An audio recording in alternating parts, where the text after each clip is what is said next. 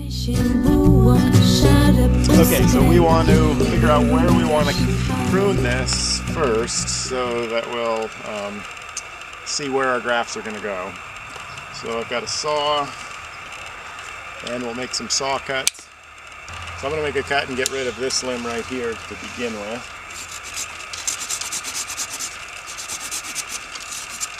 So we'll put a cleft graft on that spot. And then this main trunk, we'll try and take it down pretty far and maybe do a couple of side grafts on it. It'll come down all the way to here.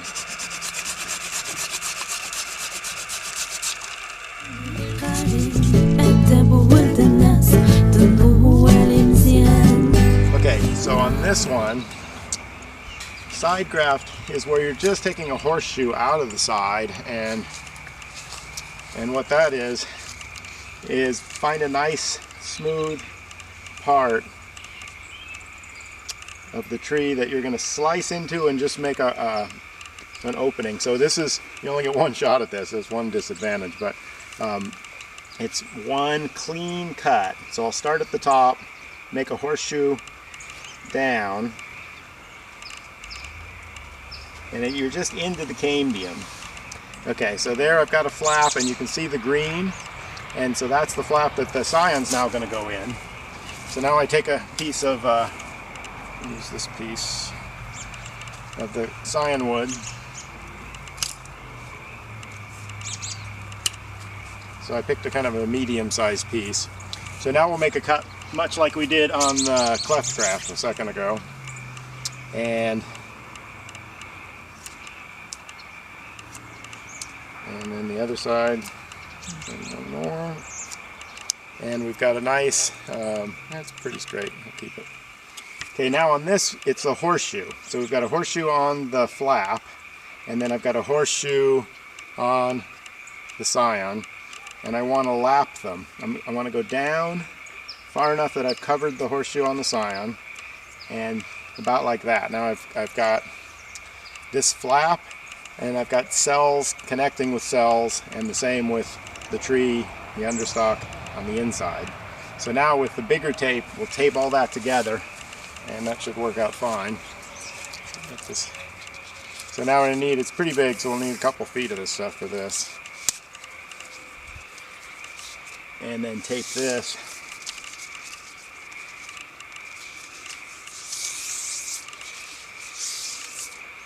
Starting from the bottom.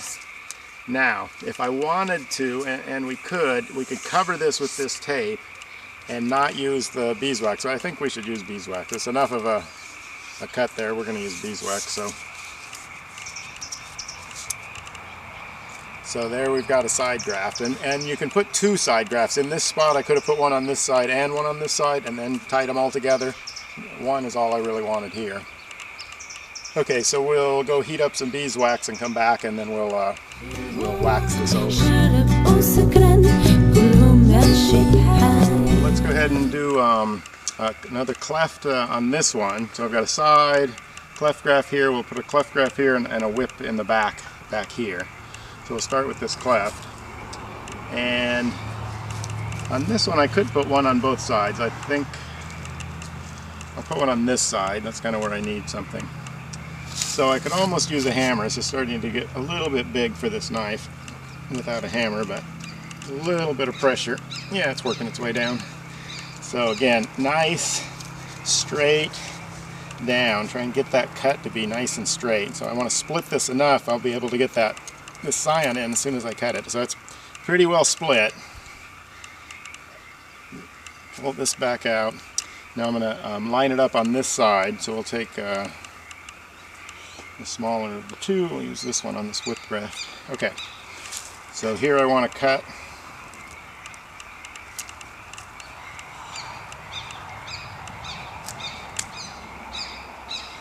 Well, actually it's pretty good. So just nice straight cut. And we'll pry this open from this side. Put this in and slide it down.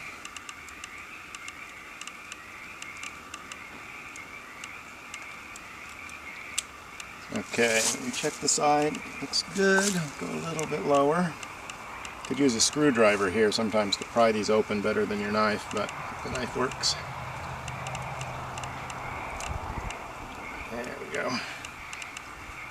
Okay, so now the large diameter tape.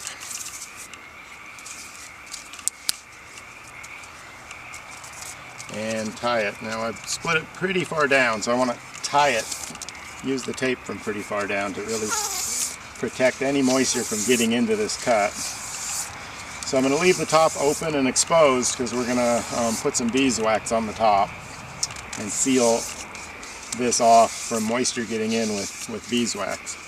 So round around and then tie it off, and so everything was nice and tight, so this whole thing is good and tight. So now we'll back up to this one right here and we'll put a whip graft on it. This ion's a tiny bit smaller, but they're close enough. Your wax is entirely melted. Oh, good. So yeah, you can probably turn it off because we'll be using it in 1 second. We'll be adding it here. Okay, so nice even cut. That one's beautiful. Get the same angle here. Pretty good.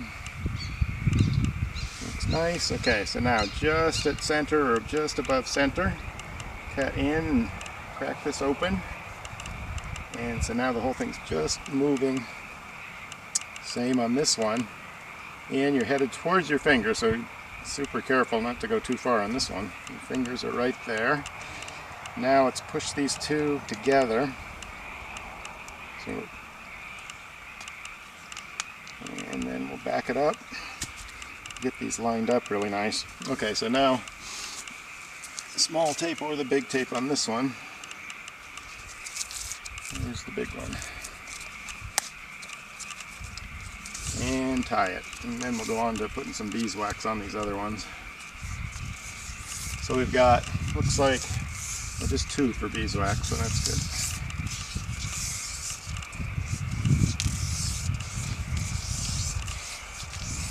Okay, tie this nice. Run that through. So we've got beeswax that I have heated on a little propane outdoor stove. And so it's nice and hot, and it solidifies pretty quickly. So what I want to do is get some to dribble into this crevice, and I'll come back to it. I'll do this other one and then I'll come back to this after it's melted and then solidified. And ultimately I want that top crevice to be completely full. So on the side graft, same idea, and I've got 2 little crevices, one on each side of this ion, and so I want that to get full. So the top also one nice layer, but it's these crevices where the water is going to get held up that is the issue. So I've got enough wax in there now. Even if there was some water in there, it probably wouldn't get to the apple wood, and yeah, so now I've got it filled up. Come back one more time in another second after it's solidified, and then we're done. So I've got a second coat on the cover of this, and now I filled up both of these little spots on the side. This one's solidified pretty good, and I think, well, one more time we'll call it good. And now if this cracks and I come back tomorrow and put one more layer on it, that wouldn't be a bad idea to just check it. But I've had pretty good luck with even no wax on apples. Apples are pretty easy to graft. I can go in, it wouldn't hurt to have a little bit of wax right on the tips of these grafts. Trees have done the growth they're going to do. I'm going to clean up some of this low stuff that I've got enough growth up above. I don't need any of these limbs down below that are the rootstock of the tree, so I'll get rid of those. Then we'll get up to the grafts. And so pretty much I think they all took. I did 6 trees in this row, and it seems like everything took, so no problems with having plenty of choice. Here I've got, even though it's on the graft, it's interior. I'm going to take it out because I still want to shape the whole tree. So now I've gotten rid of what I want to underneath, and so then we'll clean up the grafts next. And the way to do that is I can take this tape off now. I could actually I've got these nurse limbs down low. I could probably get rid of those too unless I want to graft to them again. But I think I've got 1, 2, 3, 4. I've got enough, I think, that I'm going to get rid of these nurse limbs also. Okay, so now we've got 3 grafts for this moment that I'll clean up. So I'll just take a pocket knife or a good sharp knife and we'll gently cut this tape off. You can see where the beeswax is still held all through the summer. I haven't had so much push that this tape has girdled anything yet. You can see where we've now filled in and this is healed. The whole thing kind of got squished and this beeswax got pushed out of the crevice that was behind here. So I'll go ahead and I'll cut all of these tapes off now so that there won't be any girdling in the future from this tape still being on.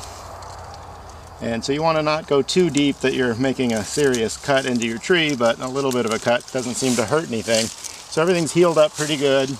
Here's a side graft on this back one. And so we'll cut it off. Maybe we can see that side graft a little better.